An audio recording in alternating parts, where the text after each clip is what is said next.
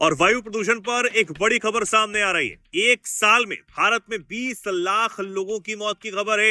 ये दावा state of global air report में किया गया है। आपको बता दें, साल 2023 को लेकर ये आंकड़े दिए गए हैं, तो ये बड़ी जानकारी आपको दे रहे हैं। सर्दियों के दस्तक देते ही वायु प्रदूषण एक बार फिर से चर्चा में आ गया है। भारत के कई हिस्सों में सुबह की शुरुआत होते ही धुंध और दूषित हवा लोगों को सताने लगती है, जिस वजह से लोगों का सांस लेना भी मुश्किल हो जाता है। और इस बीच ये रिपोर्ट सामने आई है जिसमें बताया गया है कि भारत में जहरीली हवा की वजह से 2023 में 20 लाख से ज्यादा लोगों की मौत हो गई।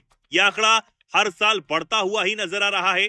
बताया गया है कि वायु प्रदूषण की वजह से 2014 में 14 लाख लोगों की जान गई थी। वहीं यह आंकड़ा 2023 में बढ़कर 20 लाख हो गया। State of global air report में यह भी खुलासा किया गया है कि साल 2023 में वायु प्रदूषण की वजह से दुनिया भर में 79 लाख लोगों की मौत हो गई थी। वायु प्रदूषण 2023 में दुनिया का सबसे खतरनाक पर्यावरणीय खतरा बनकर उभरा है। इस वजह से गैर संचारी रोग और डिमेंशिया के मरीजों की संख्या भी लगातार बढ़ती हुई नजर आ रही है। बताया गया है कि दुनिया भर में वायु प्रदूषण से होने वाली 86% मौतें यानी 68 लाख दिल और फेफड़ों की बीमारी, फेफड़ों का कैंसर, डायबिटीज जैसी जो बीमारियां हैं उनकी वजह से हुई है। बताया गया है कि भारत में प्रदूषण का स्तर विश्व स्वास्थ्य संगठन यानी WHO के मानक से 10 गुना ज्यादा है।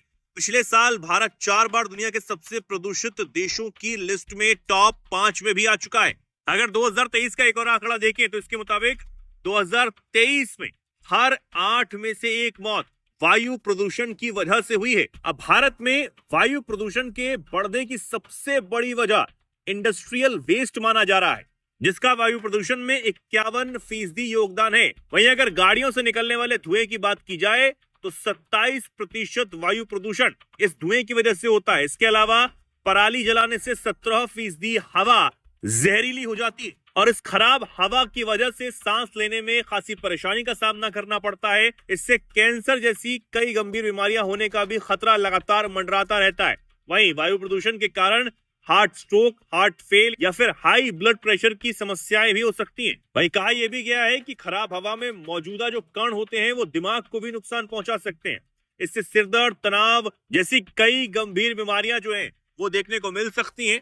अब लगातार बढ़ता वायु प्रदूषण भारत में एक बड़ी चिंता का विषय बनता हुआ नजर आ रहा है। लेकिन अब इस रिपोर्ट के सामने आने के बाद कई और सवाल खड़े हो जाते हैं। हालांकि सरकार की तरफ से इस मामले में अब तक कुछ नहीं कहा गया है, लेकिन सवाल ये है कि अगर ये आंकड़े सामने आ रहे हैं तो सरकार के सामने भी बड़ी चुनौती है। आखिर प्रदूषण को लेकर और क्या कदम उठाए जाएं और कैसे लोगों की जान को बचाया जाए।